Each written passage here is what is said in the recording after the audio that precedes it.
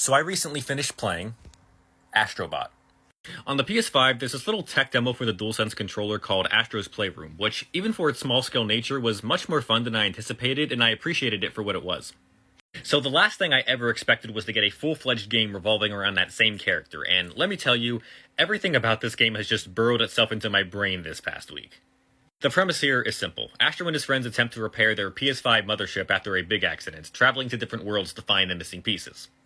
From the start, it is very clear just how much of a celebration this game is for the many different PlayStation titles of the past, both first-party and otherwise. You'll come across many different special bots, and even some certain planets referencing these very same titles, a lot of which I recognize, but also some that I discovered for the first time while playing this game.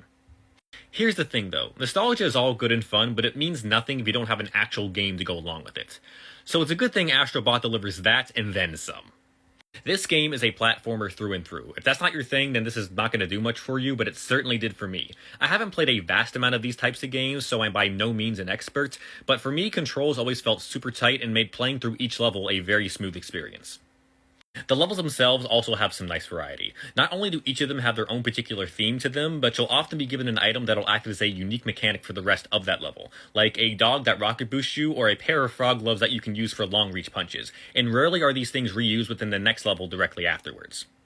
This game is a fairly easy and relaxing experience, but if you do want something more challenging, there's also a slew of challenge levels to try, some of which really tested me, but ultimately left me fulfilled. And apparently Team Asobi is going to add more levels like this for free down the line, so that's even better. If there's any complaint I have about this game, it's that there simply aren't enough outfits to collect. You'll be finding plenty of bots representing different PlayStation icons, but only a fraction of their outfits are actually usable. A bit disappointing, but it is very minor. I sat for a long time trying to think of one thing truly wrong with this game, but honestly, at least for me, I couldn't think of anything. Between the tight platforming and unique levels, Astro Bot was a pure delight to play from start to finish, making this quite possibly the best game I've played this year. At least for now. There's still a few months left.